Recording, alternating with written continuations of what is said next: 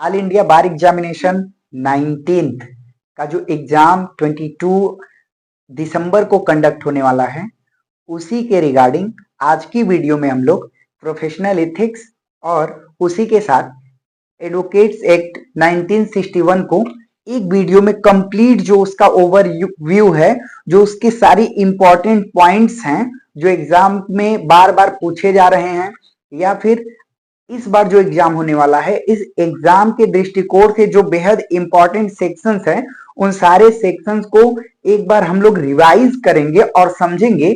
जिस सेक्शन से जितने अंदर तक, जितने डीप तक क्वेश्चन पूछेगा, उस हिसाब से मैं आपको बता दूंगा।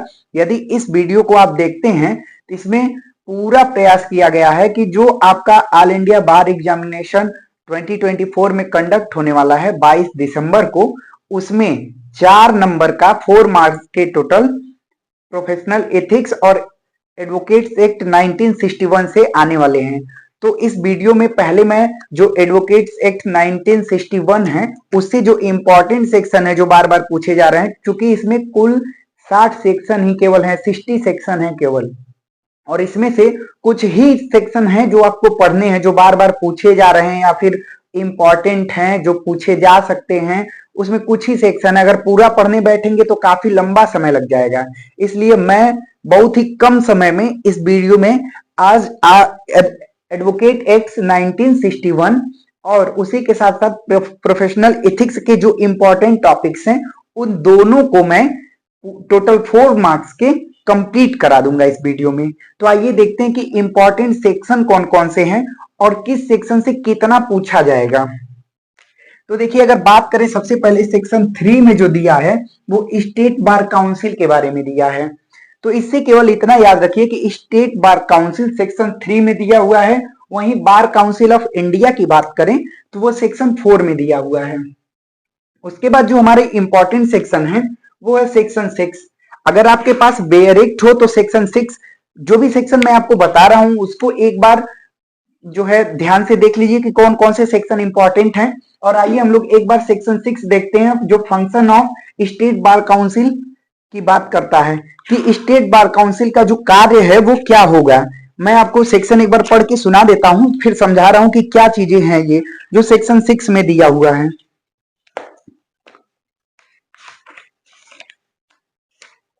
देखिए, सेक्शन 6 में लिखा है कि राज्य विधिक परिषदों के कृत्य यानी कार्य। इसका पहला जो सब सेक्शन है वो कह रहा है कि राज्य विधिक परिषद के निम्नलिखित कृत्य होंगे, निम्नलिखित कार्य होंगे। कौन कौन से होंगे? इसमें कई कार्य बताए गए हैं, लेकिन सारे कार्य को आप एक बार मोटी मोटा पढ़ लेंगे तो ठीक है, लेकिन जो इंपॉर्टेंट है, जो आपको नेसेसरी है जानना, वो मैं आपको बता दूं कि इसमें जो पहला कार्य है कि अपनी नामावली में अधिवक्ता के रूप में व्यक्तियों को प्रविष्ट करना, और वही ख में दिया गया है ऐसी नामावली तैयार करना और बनाए रखना। यानी उस नामों की जो सूची है कि जितने एडवोकेट को state bar council of India में रजिस्टर्ड किया जा रहा है, उसकी सूची को बना करके रखना जो है राज्य विधिक परिषद स्टेट बार काउंसिल का कार्य होगा। अगला जो है अपनी नामावली के अधिवक्ताओं के विरुद्ध औचार के मामले ग्रहण करना और उनका अवधारणा करना। अर्थात यदि स्टेट बार काउंसिल में जितने एडवोकेट रजिस्टर्ड हैं, यदि वो कोई ऐसा मिसकंडक्ट करते हैं तो उनके ऊपर कोई भी ऐसा ऑब्लिगेशन लगाया जाता है, तो स्टेट बार काउंसिल को उसको ग्रहण करना और उस पर विचार करने का, ये भी उसका स्टेट बार काउंसिल का एक महत्वपूर्ण कार्य है। अगला कार्य क्या है कि अपनी नामावली के अधिवक्ताओं के अधिकारों, विशेषाधिकारों और हितों की रक्षा करना।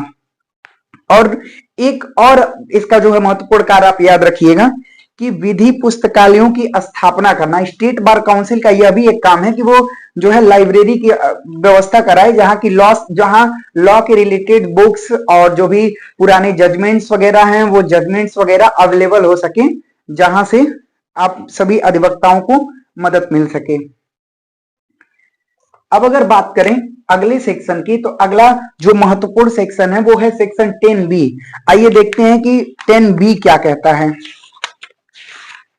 जो भी सेक्शन मैं आपको बता रहा हूं वो सारे most of the important question हैं जो कि इस बार ऑल इंडिया बार एग्जामिनेशन में पूछे जा सकते हैं। तो एक बार केवल आप सेक्शन ध्यान में रखिए और सेक्शन में क्या दिया हुआ है ये चीजें आपको याद होनी चाहिए।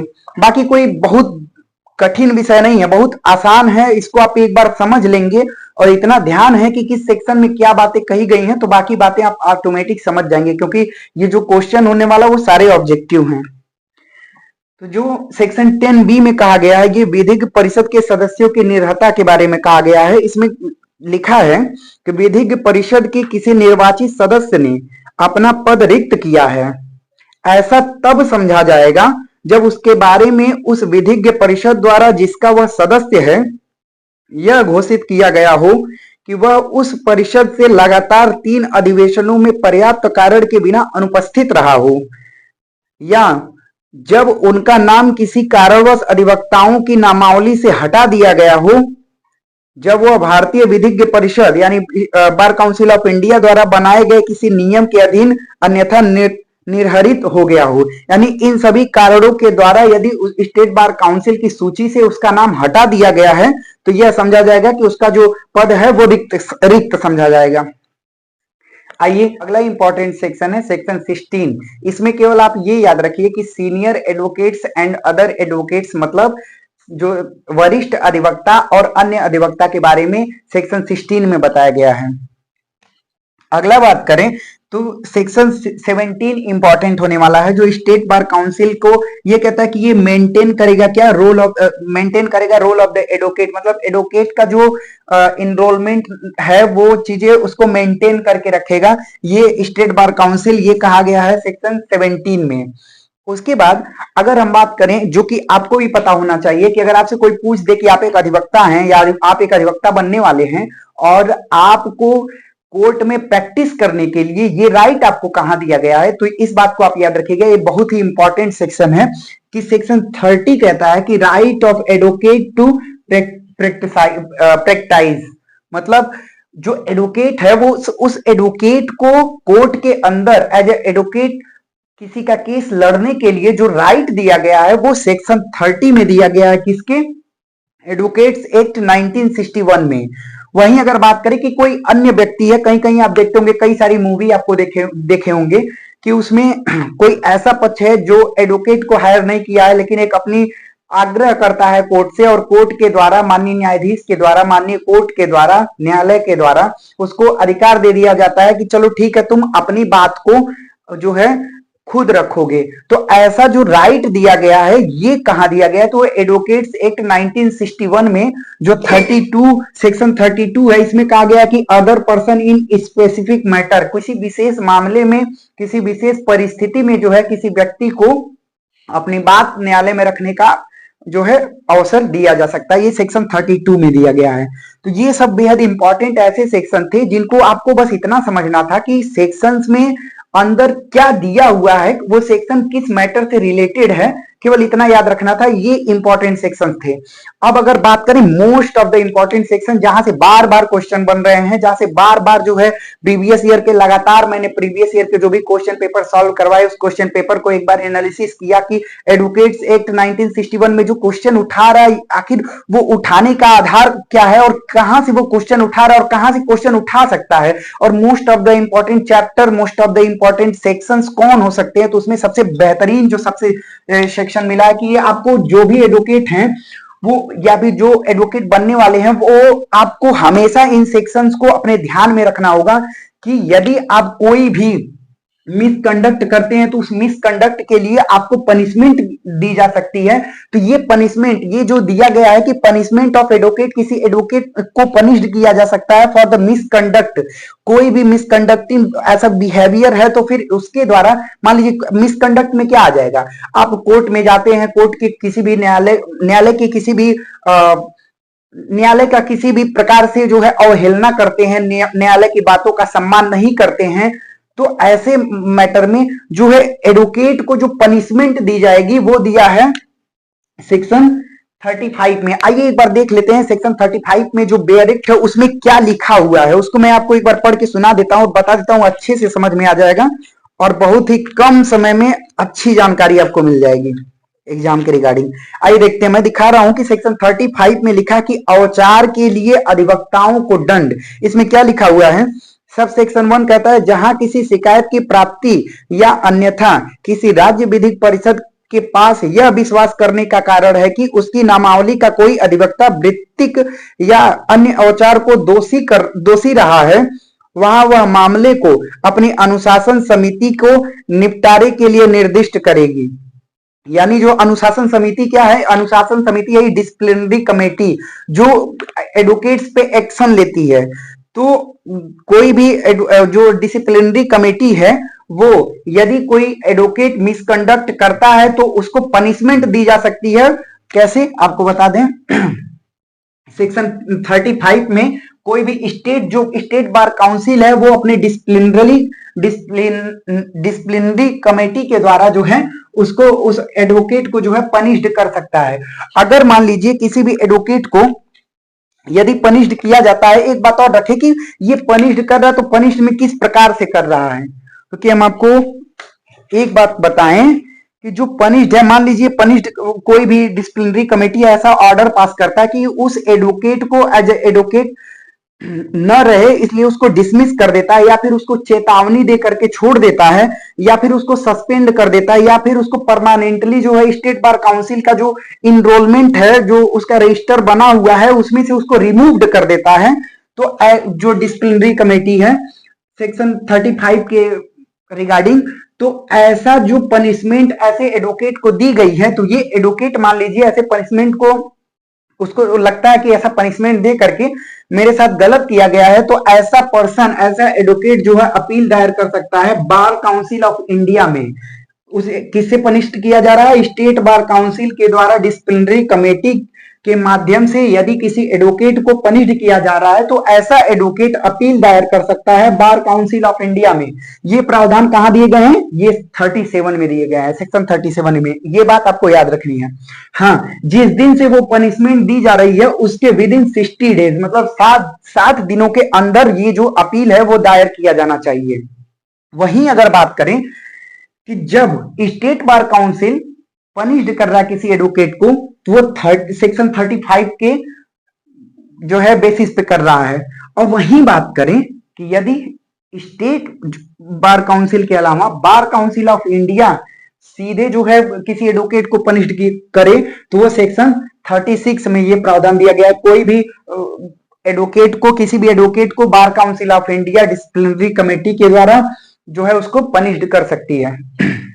तो यहां समझने वाली बात यह है कि जब स्टेट बार काउंसिल किसी एडवोकेट को पनिश्ड कर रही थी तो फिर हम उस स्टेट बार काउंसिल के अगेंस्ट हम लोग बार काउंसिल ऑफ इंडिया में अपील दायर कर रहे थे, लेकिन जब यही बार काउंसिल ऑफ इंडिया किसी एडवोकेट को पनिश्ड करे तो फिर हम अपील दायर कहां करेंगे? तो यहां आता है कि जब यदि बार काउंसिल ऑफ इंडिया किसी डिसिप्लिनरी कमेटी द्वारा किसी एडवोकेट को अपने डिसिप्लिनरी कमेटी द्वारा किसी एडवोकेट को यदि पनिश्ड करता है तो ऐसा जो पनिश्ड किया गया एडवोकेट है वो अपील दायर कर सकता है सीधे सुप्रीम कोर्ट में। ये जो प्रावधान है ये सेक्शन 38 में दिया गया है। इसका भी जो टाइम लिमिट है वो है कि विद इन 16 डेज यानी 60 दिन के भीतर उसको अपील दायर करना होगा सुप्रीम कोर्ट में। ऐसे सेक्शन 35 है तो अपील होगा 37 में, 36 है तो अपील होगा 38 में। मतलब स्टेट बार काउंसिल जो है पनिश्ड कर रहा है तो बार काउंसिल ऑफ इंडिया में अपील होगा, bar council of India punished कर रहा है तो सीधे सुप्रीम कोर्ट में अपील होगा। ये आपको याद रखना है। इसके बाद अगर कुछ समझने वाली बात है तो थोड़ी सी बात और समझ लीजिए आप कि सेक्शन 45 क्या कहता है। सेक्शन 45 आपके लिए बहुत इंपॉर्टेंट है क्योंकि आप देख रहे होंगे कि जगह जगह कचहरी में बहुत ज्यादा तेजी से जो है नए अधिवक्ताओं की भीड़ बढ़ रही है। तो वास्तव में अगर उनको अधिवक्ता न कहा जाए, बहुत सारे ऐसे लोग हैं जो एलएलबी में एडमिशन करवा करके वो अभी तक एलएलबी कंप्लीट नहीं किए हैं, बार काउंसिल ऑफ इंडिया में रजिस्ट्रेशन नहीं करवाए हैं, लेकिन अपने आप को एडवोकेट बताते हैं और रजिस्ट्रेशन जो है नहीं कराए हैं, उसके बावजूद जो है एडवोकेट बन करके समाज में घूमते हैं और लोगों से पैसा लेकर के और काम इस तरीके से करते हैं। तो मुख्य रूप से जैसे उनको अगर देखा जाए तो सेक्शन 45 में एडवोकेट एक्ट 1961 में जो एडवोकेट नहीं है लेकिन एज ए एडवोकेट काम कर रहा है तो उसको 6 महीने के लिए जो है पनिशमेंट दी जा सकती है। ये बात भी आपको पता होनी चाहिए। दूसरी चीज, ये जो ऐसे लोग हैं जो अपने आप को एडवोकेट बताते हैं लेकिन एडवोकेट नहीं होते हैं, उन लोगों को यदि लिस्ट तैयार करनी हो कि किसी भी जिला न्यायालय में या फिर किसी भी हाई कोर्ट में, कहीं भी सुप्रीम कोर्ट में, यदि जितने एडवोकेट हैं, ऐसे एडवोकेट जो रजिस्टर्ड नहीं है, उनकी लिस्ट बनानी हो, तो वो जो अधिकार है सेक्शन 45 के ए में दिया गया है कि ऐसा कोई जो है हाई कोर्ट या फिर डिस्ट्रिक्ट जज या फिर सेशन जज या फिर डिस्ट्रिक्ट मजिस्ट्रेट या फिर कोई भी रेवेन्यू ऑफिसर, लेकिन ये रेवेन्यू ऑफिसर का जो रैंक है वो डिस्ट्रिक्ट मजिस्ट्रेट के नीचे नहीं होना चाहिए। ये सारे लोग जो हैं, इन लोगों को पावर है कि फ्रेम एंड पब्लिश, कैसा क्या फ्रेम एंड पब्लिश, कि वो लोग चाहें तो वो फ्रेम कर सकते हैं ऐसे जो है दलालों की सूची। मुख्य रूप से उनको दलाल ही कहा गया है, इस एडवोकेट एक्ट में भी उनको दलाल ही नाम दिया गया है कि ऐसे दलालों की सूची, लिस्ट ऑफ डॉट्स, मतलब दलालों की सूची। ये लोग, ये हाई कोर्ट है और डिस्ट्रिक्ट जज और सेशन जज, डिस्ट्रिक्ट मजिस्ट्रेट और कोई भी रेवेन्यू ऑफिसर जिसका रैंक डिस्ट्रिक्ट मजिस्ट्रेट से नीचे ना हो, ये सारे लोग ऐसे दलालों की सूची तैयार कर सकते हैं। बाकी का वीडियो जो प्रोफेशनल इथिक्स से है, इससे देखिए 2 नंबर का क्वेश्चन आपको बनने वाला है। अब बाकी जो 2 नंबर बचता है प्रोफेशनल इथिक्स से, उसको हम, जो इंपॉर्टेंट है उसको हम सॉल्व करवा दे रहे हैं पीडीएफ के माध्यम से। न्यायालय के प्रति अधिवक्ता के कर्तव्य पर नियम। गरिमापूर्ण तरीके से कार्य करें। अपने माल की प्रस्तुति के दौरान न्यायालय के समक्ष कार्य करते समय सभी अधिवक्ता को गरिमापूर्ण तरीके से कार्य करना चाहिए। उसे हर समय आत्मसम्मान के साथ आचरण करना चाहिए। हालांकि जब भी किसी न्यायिक अधिकारी के खिलाफ गंभीर शिकायत के लिए उचित आधार हो तो अधिवक्ता को अपनी शिकायत उचित अधिकारियों के समक्ष प्रस्तुत करने का अधिकार और कर्तव्य है। अगला महत्वपूर्ण पॉइंट है न्यायालय का सम्मान करें। एक वकील को हमेशा न्यायालय के प्रति सम्मान दिखाना चाहिए। एक वकील को ध्यान में रखना चाहिए कि न्यायिक कार्यालय के प्रति सम्मान और गरिमा बनाए रखना एक स्वतंत्र समुदाय के अस्तित्व के लिए आवश्यक है। अगला पॉइंट है निजी तौर पर बातचीत न करें। किसी अधिवक्ता को न्यायाधीश या किसी अन्य न्यायाधीश के समक्ष लंबित किसी मामले के संबंध में न्यायाधीश से निजी तौर पर संवाद नहीं करना चाहिए। किसी अधिवक्ता को किसी मामले में न्यायालय के निर्णय के अवैध या अनुचित साधनों जैसे जबरदस्ती, उल्लंघन, रिश्वत आदि के प्रयोग करके प्रभावित नहीं करना चाहिए। अगला पॉइंट है विपक्ष के प्रति अवैधानिक तरीके से कार्य करने से इनकार करना चाहिए। एक अधिवक्ता के विरोधी वकील या विरोधी पक्ष के प्रति अवैध, अनुचित तरीके से कार्य करने से मना करना चाहिए। उसे अपने मुवक्किल को न्यायपालिका, विरोधी वकील या अन्य पक्षों के प्रति किसी भी मामले में अवैध, अनुचित तरीके से कार्य करने के लिए, अनुचित व्यवहार करने से रोकने के लिए अपने सर्वोत्तम प्रयासों का उपयोग करना चाहिए। अगला महत्वपूर्ण पॉइंट है अनुचित साधनों पर जोर देने वाले ग्राहकों का प्रतिनिधित्व करने से इनकार करें। वकील को ऐसे किसी भी मुवक्किल का प्रतिनिधित्व करने से मना कर देना चाहिए जो अनुचित साधनों का उपयोग करने पर जोर देता है।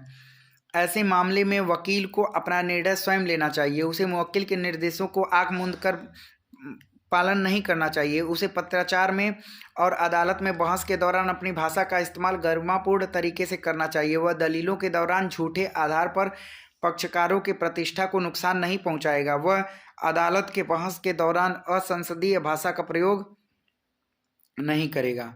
अगला महत्वपूर्ण पॉइंट है उचित ड्रेस कोड में उपस्थित हो। एक वकील को अदालत में हर समय बार काउंसिल ऑफ इंडिया के नियमों के तहत निर्धारित पोशाक में ही उपस्थित होना चाहिए और उसकी उपस्थिति हमेशा आकर्षक होनी चाहिए।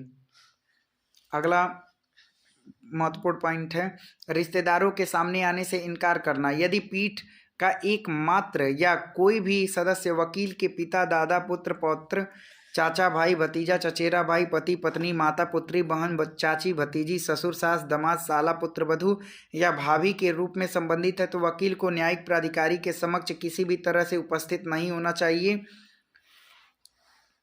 कार्य नहीं करना चाहिए, दलील नहीं देनी चाहिए या प्रैक्टिस नहीं करनी चाहिए। अगला महत्वपूर्ण पॉइंट है सार्वजनिक स्थानों पर बैंड या गाउन न पहने। किसी अधिवक्ता को न्यायालय के अलावा किसी अन्य सार्वजनिक स्थान पर बैंड या गाउन नहीं पहनने चाहिए सिवाय ऐसे औपचारिक अवसरों के स्थान पर जैसा कि बार काउंसिल ऑफ इंडिया या न्यायालय निर्धारित करे।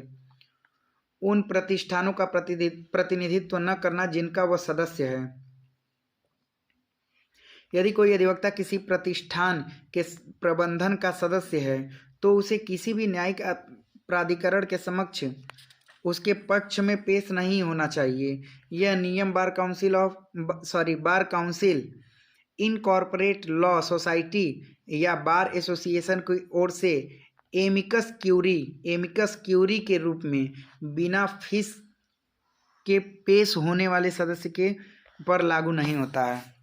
अगला महत्वपूर्ण पॉइंट है आर्थिक हित के मामले में उपस्थित न होना। किसी वकील को ऐसे किसी मामले में पैरवी या वकालत नहीं करनी चाहिए जिसमें उसका वित्तीय हित जुड़ा हो। उदाहरण के लिए उसे दिवालिया याचिका या पैरवी नहीं करनी चाहिए। वह दिवालिया व्यक्ति का लेनदार भी हो। उसे कंपनी के ब्रीफ भी स्वीकार नहीं करना चाहिए जिसका निदेशक है। अगला महत्वपूर्ण पॉइंट है ग्राहक के लिए जमानत के रूप में खड़े न हों। किसी वकील को जमानत के रूप में खड़ा नहीं होना चाहिए। जमानतदार की वैधता को प्रमाणित नहीं करना चाहिए जिसकी किसी कानूनी कार्रवाई के लिए उसके मुवक्किल की आवश्यकता हो। विरोधियों के प्रति अधिवक्ता के कर्तव्य पर नियम। विरोधी पक्ष से सीधी बातचीत न करना। कोई भी अधिवक्ता किसी पक्ष के विवाद के विषय पर किसी भी तरह के संवाद बातचीत या समझौते के लिए आह्वान नहीं करेगा सिवाय इसके लिए कि पक्षकारों का प्रतिनिधित्व करने वाला अधिवक्ता के माध्यम से ऐसा करे।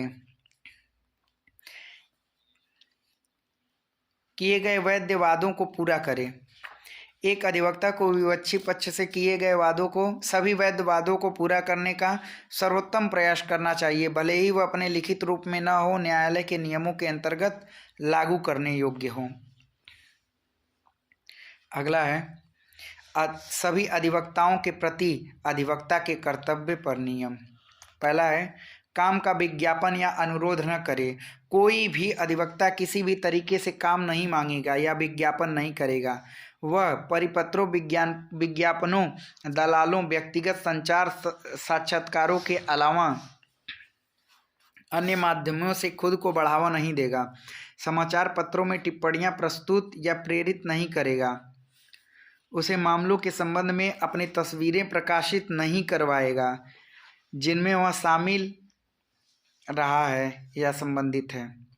साइन बोर्ड और नेम प्लेट। अधिवक्ता का साइन बोर्ड या नाम पट्टिका उचित आकार की होनी चाहिए। साइन बोर्ड या नाम पट्टिका या लेखन सामग्री से यह संकेत नहीं मिलना चाहिए कि वह बार काउंसिल या किसी एसोसिएशन का अध्यक्ष या सदस्य है या रहा है या वह किसी व्यक्ति या संगठन किसी विशेष मामले या मुद्दे से जुड़ा है जो वह किसी विशेष प्रकार के काम से विशेषज्ञ है या न्यायाधीश या महाधिवक्ता रह चुका है। अगला पॉइंट है कानून के अनधिकृत अभ्यास को बढ़ावा न दें। किसी भी अधिवक्ता को अपनी व्यावसायिक सेवाओं या अपने नाम का उपयोग किसी अनधिकृत कानूनी प्रैक्टिस को बढ़ावा देने या शुरू करने के लिए नहीं होने देगा। अगला पॉइंट है कोई भी अधिवक्ता उस शुल्क से कम शुल्क स्वीकार नहीं करेगा जिस पर नियम के तहत कर लगाया जा सकता है जब मुवक्किल अधिक भुगतान करने में सक्षम हो। अगला पॉइंट है साथ ही अधिवक्ता की उपस्थित होने की सहमति। किसी अधिवक्ता को ऐसे मामले में उपस्थित नहीं होने चाहिए जहां किसी अन्य अधिवक्ता ने उसी पक्ष के लिए वकालत या विज्ञापन दाखिल किया हो। हालांकि अधिवक्ता उपस्थित होने के लिए दूसरे अधिवक्ता की सहमति ले सकता है। यदि कोई अधिवक्ता उसी पक्ष के लिए मामला दायर करने वाले अधिवक्ता की सहमति से प्रस्तुत करने में सक्षम नहीं है तो उस न्यायालय में उपस्थिति के लिए आवेदन करना चाहिए। उसे ऐसे आवेदन के कारण बताना चाहिए कि वह ऐसी सहमति को नहीं प्राप्त कर सका। उसे न्यायालय की अनुमति प्राप्त करने के बाद उपस्थित होना चाहिए। एडवोकेट्स एक्ट 1961 से जो 2 नंबर के क्वेश्चन हम आने वाले थे, उससे इम्पॉर्टेंट जो भी सेक्शन थे सब कुछ हमने आपको बता दिया है। बाकी जो प्रोफेशनल इथिक्स से 2 नंबर, मतलब दोनों से मिलाकर के कुल 4 नंबर के क्वेश्चन आने वाले हैं। तो प्रोफेशनल इथिक्स से जो इम्पॉर्टेंट है उसको एक बार मैं सब बता देता हूँ आपको कि मुवक्किल के प्रति किसी वकील के कर्तव्य पर नियम क्या हैं। पहला है संक्षिप्त विवरण स्वीकार करने के लिए बाध्य। एक अधिवक्ता न्यायालयों और न्यायाधिकरणों में या अन्य किसी प्राधिकरण के समक्ष किसी भी ब्रीफ को स्वीकार करने के लिए बाध्य है जिसमें वह अभ्यास करने का प्रस्ताव करता है। उसे ऐसी फीस लेनी चाहिए जो बारे में उसके दर्ज और मामले की प्रकृति के अनुसार साथी अधिवक्ताओं द्वारा ली जाने वाली फीस के बराबर हो। विशेष परिस्थितियों के किसी विशेष ब्रीफ को स्वीकार करने के से उसके इनकार को उचित ठहरा सकती है।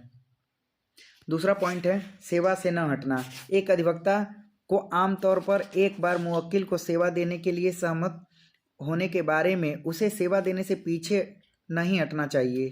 वह तभी पीछे हट सकता है जब उसके पास पर्याप्त कारण हो। मुवक्किल को उचित और पर्याप्त सूचना देकर वापस लौटने पर उसे उस शुल्क का वह हिस्सा वापस करना होगा जो मुवक्किल को नहीं मिला। तीसरा पॉइंट है ऐसे मामले में उपस्थित न होना जहां वह स्वयं गवाह हो। किसी वकील को ऐसे मामले में ब्रीफ स्वीकार नहीं करना चाहिए जो पेश नहीं होना चाहिए जिसमें वह खुद गवाह हो। अगर उसके पास यह मानने का कारण है कि आगे चलकर वह गवाह बन जाएगा तो उस मुवक्किल के लिए पेश नहीं होना चाहिए। उसे अपने मुवक्किल के हितों को जोखिम में डाले बिना मामले से हट जाना चाहिए। ग्राहक को पूर्ण एवं संतुष्ट खुलासा। एक अधिवक्ता को अपनी नियुक्ति के आरंभ में तथा उसके जारी होने के दौरान अपने मुवक्किल के पक्षकारों के साथ अपने संबंध या विवादों में उसके बारे में किसी प्रकार की रुचि के बारे में पूर्ण तथा स्पष्ट जानकारी होनी चाहिए जिससे उसके मुवक्किल के उसे नियुक्ति करने या नियुक्ति जारी रखने के निर्णय पर प्रभाव पड़ने की संभावना हो। अगला पॉइंट है ग्राहक के हितों को बनाए रखना। एक अधिवक्ता का यह कर्तव्य होगा कि वह अपने मुवक्किल के हितों की रक्षा सभी निष्पक्ष और सम्मानजनक तरीकों से निडरता से करे। एक अधिवक्ता को ऐसा खुद पर या किसी अन्य पर किसी भी अप्रिय परिणाम के परवाह किए बिना करना चाहिए। वह किसी व्यक्ति का बचाव करेगा जिस पर किसी अपराध का आरोप है, भले ही अभियुक्त के अपराध के बारे में उसकी व्यक्तिगत राय कुछ भी हो। एक अधिवक्ता को हमेशा याद रखना चाहिए कि उसकी निष्ठा कानून के प्रति है जिसके अनुसार किसी भी व्यक्ति को पर्याप्त सबूतों के बिना दंडित नहीं किया जाना चाहिए। अगला पॉइंट है सामग्री या साक्ष्य को न दबाए। आपराधिक मुकदमे में अभियोजन के पक्ष की ओर से पेश होने वाली अधिवक्ता को कार्यवाही इस तरह से करनी चाहिए कि इससे निर्दोष व्यक्ति को दोषी न ठहराया जा सके। अधिवक्ता किसी भी तरह से ऐसे सामग्री या साक्ष्य को नहीं दबाएगा जो अभियुक्त की बेगुनाही साबित करे। अगला महत्वपूर्ण पॉइंट है ग्राहक और स्वयं के बीच संचार का खुलासा न करना। किसी भी वकील के प्रत्यक्ष या अप्रत्यक्ष रूप से जाने मुवक्किल द्वारा उसे की गई बातचीत का खुलासा नहीं करना चाहिए। साथ ही उसके कार्यवाही में दी गई सलाह का भी खुलासा नहीं करना चाहिए। हालांकि अगर यह भारतीय साक्ष्य अधिनियम 1872 की धारा 126 का उल्लंघन करता है तो उसे इसका खुलासा करना होगा। 8वां पॉइंट है किसी वकील को मुकदमा भड़काने वाला पक्ष नहीं होना चाहिए। अगला पॉइंट है किसी अधिवक्ता को अपने मुवक्किल या मुवक्किल के अधिकृत प्रतिनिधि के अलावा अन्य किसी व्यक्ति के निर्देश पर कार्य नहीं करना चाहिए। अगला महत्वपूर्ण पॉइंट है मामलों की सफलता के आधार पर शुल्क नहीं लिया जाना चाहिए। किसी वकील को मामले की सफलता के आधार पर अपनी सेवाओं के शुल्क नहीं लेना चाहिए। साथ ही उस मामले की सफलता के बाद प्राप्त राशि या संपत्ति के प्रतिशत के रूप में अपनी सेवाओं के लिए शुल्क नहीं लेना चाहिए। अगला महत्वपूर्ण पॉइंट है कार्यवाही योग्य दावे में ब्याज प्राप्त न होना। किसी अधिवक्ता को किसी भी कार्यवाही योग्य दावे में शेयर या हित प्राप्त करने के लिए व्यापार या सहमति नहीं देनी चाहिए। इस नियम में कुछ भी सरकारी प्रतिभूतियों के स्टॉक, शेयर और डिबेंचर या किसी भी उपकरण पर लागू नहीं होगा जो फिलहाल कानून या प्रथा के अनुसार पराक्रम में है और माल के शीर्षक के किसी भी व्यापारिक दस्तावेज पर लागू नहीं होगा। अगला पॉइंट है कानूनी कार्यवाहियों के कारण संपत्ति की बोली न लगाएं या न खरीदें। किसी अधिवक्ता को किसी भी तरह से अपने नाम से या किसी अन्य नाम से अन्य लाभ लेने के लिए, किसी भी व्यक्ति के लाभ के लिए किसी भी कानूनी कार्यवाही में बेची गई किसी संपत्ति के लिए बोली नहीं लगानी चाहिए या उसे खरीदना नहीं चाहिए जिसमें वह किसी भी तरह से पेशेवर के रूप में शामिल था। हालांकि यह किसी अधिवक्ता को अपने मुवक्किल की ओर से भी संपत्ति के लिए बोली लगाने या उसे खरीदने से नहीं रोकता है, बशर्ते अधिवक्ता को इस संबंध में स्पष्ट रूप से लिखित में अधिकृत किया गया हो। अगला महत्वपूर्ण पॉइंट है, कानूनी कार्यवाही के कारण बोली न लगाएं या संपत्ति हस्तांतरित न करें। किसी अधिवक्ता को किसी भी तरह से न्यायालय की नीलामी में बोली नहीं लगानी चाहिए या बिक्री, उपहार, विनिमय या हस्तांतरण के किसी अन्य तरीके से अपने नाम से या अपने लाभ के लिए किसी अन्य व्यक्ति के लाभ के लिए किसी अन्य नाम से कोई संपत्ति अर्जित नहीं करनी चाहिए जो किसी मुकदमे या अपील या अन्य कार्यवाहियों का विषय हो जिसमें वह किसी भी तरह से पेशेवर के रूप में लगा हुआ हो। अगला महत्वपूर्ण पॉइंट है, व्यक्तिगत देयता के विरुद्ध शुल्क समायोजित न करना। एक अधिवक्ता को अपने मुवक्किल द्वारा उसे देय शुल्क को अपने मुवक्किल के प्रति व्यक्तिगत दायित्व के विरुद्ध समायोजित नहीं करना चाहिए जो अधिवक्ता के रूप में उसे नियोजन के दौरान उत्पन्न नहीं हुआ है। अगला पॉइंट है, किसी अधिवक्ता को अपने मुवक्किल द्वारा उस पर जताए गए विश्वास का दुरुपयोग या लाभ नहीं उठाना चाहिए। अगला महत्वपूर्ण पॉइंट है, उचित हिसाब किताब रखें। एक वकील को हमेशा अपने पास रखे गए मुवक्किलों के पैसे का हिसाब किताब रखना चाहिए। खाते में मुवक्किल या उसकी ओर से प्राप्त की गई रकम दिखाई जानी चाहिए। खाते में उसके लिए खर्च किए गए फीस के लिए या कटौती के साथ संबंधित तिथियां और अन्य सभी आवश्यक विवरण भी दर्शाए जाने चाहिए। अगला महत्वपूर्ण पॉइंट है, खातों से पैसा निकालना। अधिवक्ता को अपने खातों से यह उल्लेख करना चाहिए कि क्या उसे मुवक्किल से प्राप्त हुई धनराशि किसी कार्यवाही या राय के दौरान फीस या व्यय के रूप में मिली है। वह मुवक्किल से लिखित निर्देश के बिना व्यय के लिए प्राप्त राशि का कोई भी हिस्सा फीस के रूप में नहीं बदलेगा।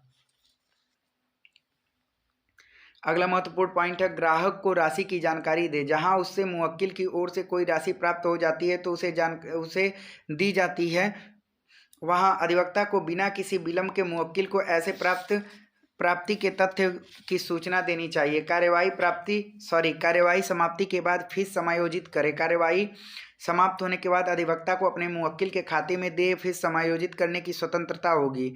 खाते में शेष राशि मुवक्किल द्वारा भुगतान की गई राशि या उस कार्यवाही में आई राशि हो सकती है।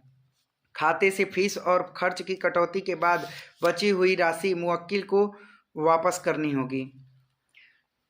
खातों की प्रतिलिपि उपलब्ध कराएं। अधिवक्ता को अपने मुवक्किल के द्वारा रखे गए खाते के प्रति उसके द्वारा मांगे जाने उसे उपलब्ध करानी होगी, बशर्ते कि आवश्यक प्रतिलिपि शुल्क का भुगतान किया गया हो। कोई अधिवक्ता ऐसी व्यवस्था नहीं करेगा जिससे उसके पास उपलब्ध धन के ऋण में परिवर्तित किया जा सके। अगला महत्वपूर्ण पॉइंट, अपने ग्राहक को पैसा उधार न देना। कोई अधिवक्ता अपने मुवक्किल को ऐसे कार्य या कानूनी कार्रवाई के लिए धन उधार नहीं देगा जिसमें वह ऐसे मुवक्किल द्वारा नियोजित है। किसी अधिवक्ता को इस नियम का उल्लंघन के लिए दोषी नहीं ठहराया जा सकता यदि किसी लंबित मुकदमे या कार्यवाही के दौरान और उसके संबंध में मुवक्किलों के साथ किसी व्यवस्था में बिना अधिवक्ता न्यायालय के नियम के कारण मुकदमा या कार्यवाही की प्रगति के लिए मुवक्किल के कारण न्यायालय को भुगतान करने के लिए बाध्य महसूस करता है। अगला महत्वपूर्ण पॉइंट है, विपक्षी पक्षों की ओर से उपस्थित न होना। कोई अधिवक्ता जिसने किसी वाद, अपील या अन्य मामले के संबंध में किसी पक्षकार को सलाह दी है या किसी पक्षकार के लिए दलील दी हो तो या कार्य किया हो, वह उसी मामले में विपरीत पक्षकार के लिए कार्य नहीं करेगा, उपस्थित नहीं होगा या दलीलें नहीं देगा।